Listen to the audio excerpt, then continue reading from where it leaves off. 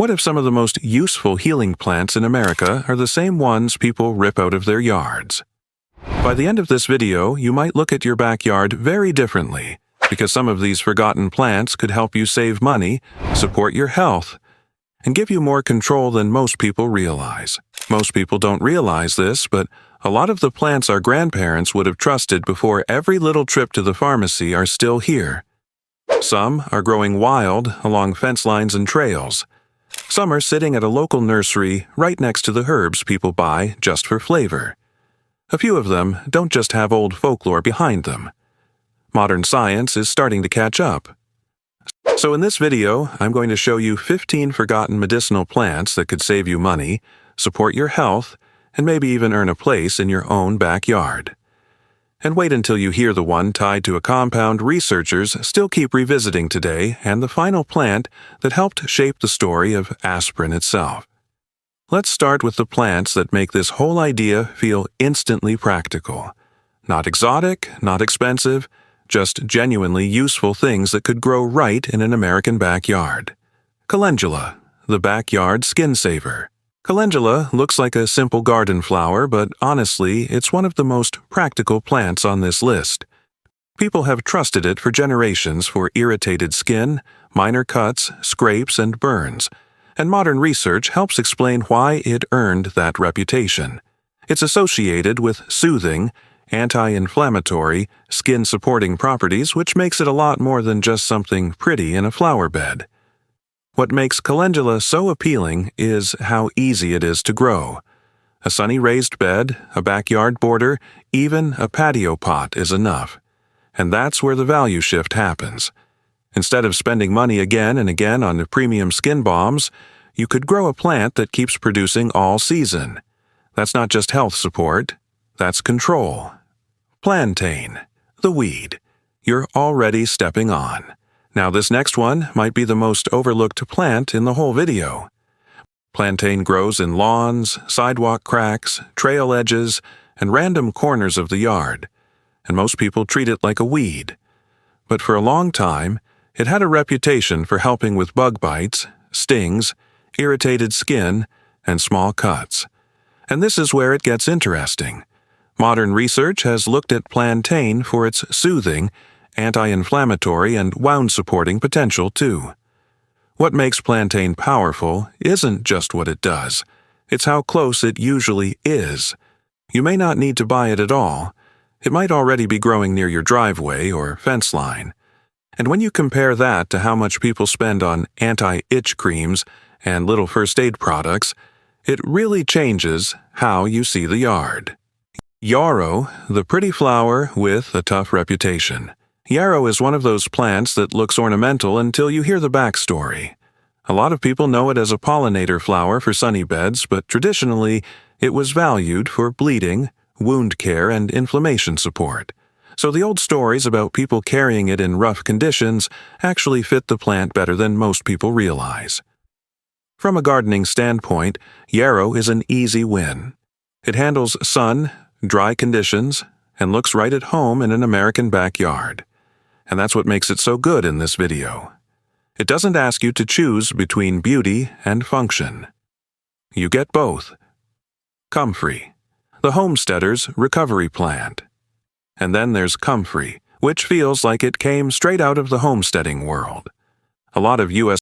gardeners already know it as a plant for mulch, compost, and biomass, but its healing reputation is just as interesting. For generations, it was associated with recovery, bruising, and external support for sore, strained tissue. That old nickname, knit bone, tells you how strongly people believed in it. What makes comfrey especially compelling is the long-term value. You plant it once, and it keeps producing. That fits perfectly with the American mindset of one-time effort, long-term return. Instead of buying another cream every time your body feels sore or overworked, you start thinking in terms of a backyard resource that stays with you. So when you look at this first group together, the pattern is pretty clear. Calendula gives you a skin-soothing flower that's easy to grow. Plantain reminds you that some of the most useful plants may already be in the yard. Yarrow turns a decorative flower into something much more practical, and comfrey shows how a serious herb can become part of a more self-reliant way of living. Mullein, the roadside lung herb. Mullein is one of those plants a lot of Americans have seen growing near roadsides, empty lots, or dry fields without ever thinking it could be useful, but traditionally it built a strong reputation as a lung support herb, especially when the chest felt heavy or full of mucus. That's what makes it so relevant even now. Instead of just suppressing symptoms, mullein was valued more for helping the body clear things out. Modern herbal research helps support that old reputation, which makes this roadside weed feel a lot more practical than it looks. It also fits easily into the American backyard. A sunny corner is often enough, and once you see it that way, mullein stops looking like a random wild plant and starts looking like something worth knowing. White horehound, the herb. Behind the old cough drop, white horehound feels like a forgotten piece of old American remedy culture. It's not flashy, but that's exactly why it works. For a long time, it was used in cough candies, lozenges, and simple household remedies for productive coughs and stubborn congestion. That alone tells you it wasn't some fringe herb. It was part of normal life, and that's the bigger point. People still spend over and over on cough drops, syrups, and throat products every season, but herbs like horehound remind you there was once a more practical, grow-it-yourself way of thinking. In a small herb bed, or even a container, it becomes less of a forgotten plant and more of a long-term resource. Self-Heal, the plant with the boldest name. Self-Heal almost sounds too confident until you hear how it was actually used. Traditionally, it was connected to sore throats, mouth irritation, and small wounds, which makes the name feel a lot less exaggerated. Modern research has pointed to anti-inflammatory and tissue support potential too, and that gives the old use more weight. What makes Self-Heal especially strong in this video is that it fits the whole message perfectly. It's common, quiet, and easy to overlook, but that's exactly the kind of plant modern people ignore while spending money on sprays, gels, and quick-fix products. Toothache plant, the one people never forget. And then there's toothache plant, which might be the most instantly memorable herb in this whole section. You chew it, and within seconds you feel that tingling, numbing effect in your mouth. So unlike some herbs that sound useful in theory, this one makes people feel the effect right away. That's why it works so well here. It adds a real, wait, what a moment. But it also has a practical side because it was traditionally used for mouth discomfort and temporary numbing support. And from a gardening standpoint, it's a great fit for a U.S. patio pot or warm season container garden. Useful, unusual, and easy to remember. This whole section gets very practical very fast. Mullein reframes a roadside plant as serious lung support. Horehound brings back the logic behind old cough remedies. Self-Heal proves that quiet little plants can still carry real value. And toothache plant gives the viewer one unforgettable example of a medicinal herb they could actually grow at home. Sea buckthorn, the skin support. Berry. Sea buckthorn feels like the kind of thing people usually find in a premium wellness product, not in a conversation about practical plants. But that's exactly what makes it interesting. It has a long traditional history, and today it keeps coming up in discussions around skin barrier support and dryness, which makes it feel surprisingly relevant to modern American life. And honestly, that matters because people spend a lot on oils, skin supplements, and anti-aging products that promise more than they deliver. Sea buckthorn reframes that whole mindset. Instead of another bottle, it points back to a plant with real history behind it. It's not the easiest beginner herb, but for the right grower, it represents long-term value instead of recurring consumption. Blue vervain, the stress herb for modern life. Now let's shift to stress, because this is where the list gets even more relatable. Blue vervain has a long reputation as a plant for people who are wound too tight, and that description feels almost painfully modern. Poor sleep, constant tension, an overloaded nervous system that's everyday life for a lot of people now. What makes vervain work so well in this script is that it doesn't sound flashy. It sounds grounded. It's not being sold like a trend.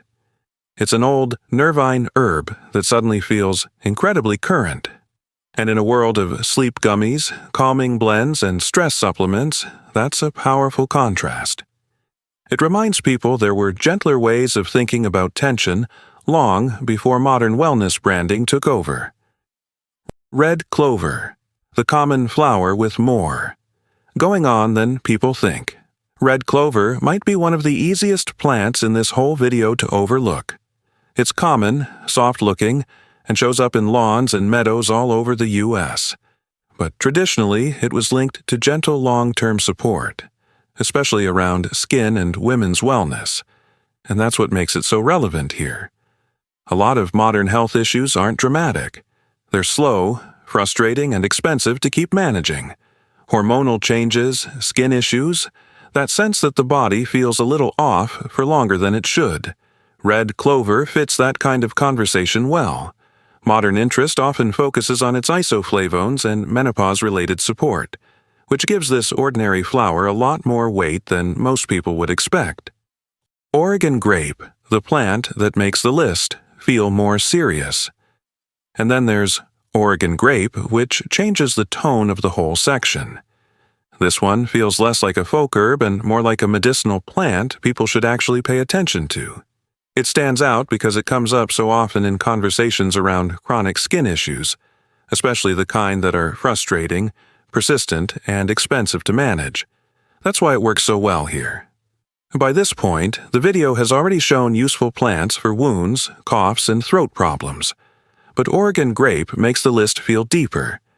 It suggests that forgotten plants weren't just used for small household issues. Some were connected to much more stubborn, long-term problems too. And once science starts revisiting plants like this, the old knowledge stops sounding quaint and starts sounding unfinished. The pattern becomes clear again. Sea buckthorn speaks to modern skin and aging concerns. Blue vervain feels almost tailor-made for stressed-out Americans. Red clover turns a common flower into something worth respecting. And Oregon grape is the moment where the whole list starts feeling harder to ignore. But here's where the video stops feeling like a list of useful herbs and starts feeling like something bigger. Because these last plants don't just help with a problem. They change how people think about medicine, about what got remembered, and about what may have been lost when everything became more convenient and commercial. Usnea, the wilderness medicine. Most people never notice usnea barely looks like medicine at all. It hangs from trees like pale green strands, more like part of the forest than something useful. But that's exactly why it matters here. Traditionally, it was valued for topical use, especially in rough outdoor situations where people needed something with antimicrobial potential. And that gives it a very different energy from the rest of the list. This one feels less like shopping and more like forgotten knowledge. That's also why Usnea works so well this late in the video. It reminds the viewer that not everything valuable comes from a store, and not every useful remedy starts in a bottle. Barberry, the ancient plant. Behind a modern compound. Barberry is one of the biggest payoffs in the whole script because it connects traditional medicine directly to a compound modern science keeps revisiting: berberine. And once that clicks, the entire video starts to feel more serious. This isn't just old folklore people romanticize. It's a plant tied to real modern interest around digestion, metabolism, and antimicrobial support. That's what makes barberry so strong. Before berberine became a supplement, it came from a plant with a long medicinal history. And in a country where people spend constantly on gut health products and metabolic support formulas, that's a powerful reframe. It reminds people that behind a lot of modern wellness products, there was often a plant first. Meadowsweet, the final plant that reframes everything. And then you get to meadowsweet, which is the perfect ending because it ties the whole story together. This isn't just another herb for pain and fever, It's one of the plants connected to the early story behind aspirin, and that changes the way people hear everything that came before it. Because once you realize modern medicine often began by isolating what plants were already doing, the whole conversation shifts. Meadowsweet becomes more than a remedy. It becomes a symbol of the bigger idea behind this video, that nature came first, and in many cases, people stopped paying attention after the synthetic version took over, so when you look at these final three together, the message becomes clear. Usnea reminds you that useful medicine can exist outside the consumer system. Barberry shows that traditional knowledge and modern science sometimes point in the same direction. And Meadowsweet delivers the final payoff, the realization that many of the plants people forgot may still be shaping modern health in ways they never stopped to think about. And maybe that's the biggest takeaway from all of this.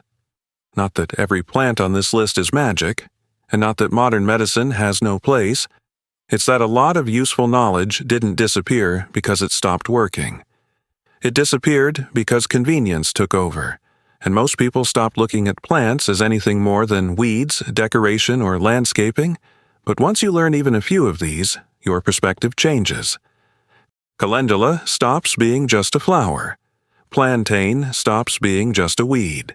Mullein stops being just a roadside plant. And Meadowsweet stops being just an old herbal story and starts feeling like part of a much bigger picture. Because in a world where people keep spending on creams, capsules, syrups, and one more product that promises relief, there's something powerful about realizing that some of the most interesting options may be growing a lot closer than they think. So now I want to hear from you. Which one of these would you actually want to grow first? Drop it in the comments. And if you want more videos that connect gardening, practical health, and old-school plant wisdom in a way that fits real American life, hit subscribe.